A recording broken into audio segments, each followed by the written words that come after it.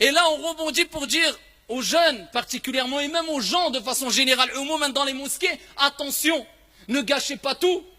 Quand vous sortez de Salat al-Tarawih et qu'il est très tard, vous savez qu'il est très tard maintenant, Salat al-Tarawih, ça va être à minuit pour certaines villes, un peu moins pour d'autres, et plus tard comme nous ici c'est presque minuit 20, très très tard.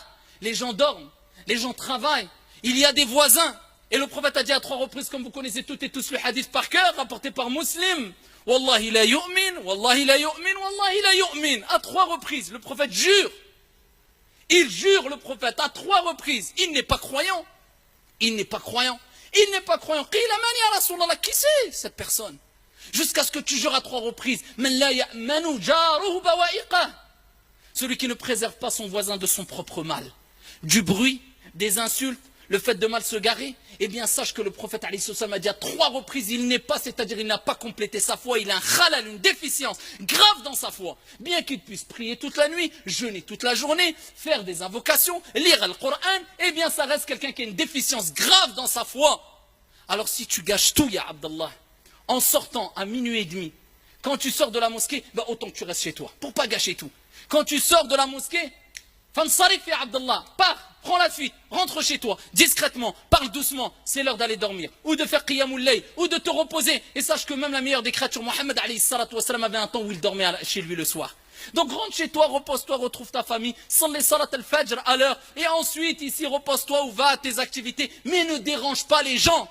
Et je m'adresse aussi aux jeunes dans les cités, qui quelquefois ont tendance à rester très tard la nuit, pendant le mois du Ramadan, en attendant la prière de l'Fajr. C'est pas pour la prière de l'Fajr, mais pour la plupart, malheureusement, juste pour pouvoir manger encore un peu avant le Fajr. Et ils dérangent tout le monde, même en dehors du Ramadan, on le voit malheureusement.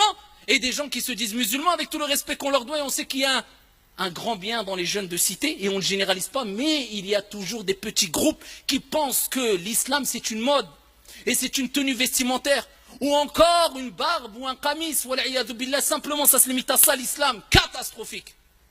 Et le comportement dérapage toute la nuit, jusqu'à ce que des gens, même des musulmans, invoquent contre eux. Et combien de jeunes on a vu, et combien d'histoires on a entendues, et on a vécu, où des jeunes musulmans qui dérangeaient d'autres personnes, musulmanes et non musulmanes, dans des quartiers, d'autres personnes invoquaient en ça, contre cette personne-là, jusqu'à ce qu'on entende Foulen met, Allah yarhamou. C'est un jeune, 15 ans, 18 ans, 20 ans, met, pourquoi?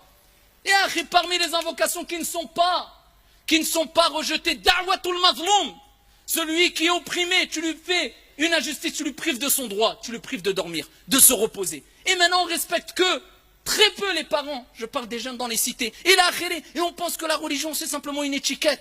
On est loin de cette relation spirituelle qu'avaient les compagnons avec leur Seigneur. L'islam c'est husnul khuluq. Tu n'as pas husnul khuluq, tu n'as que très peu de l'islam. C'est le bon comportement. Tu dégages pas le bon comportement, te trompe pas, ya Abdallah, tu n'as que très peu de l'islam.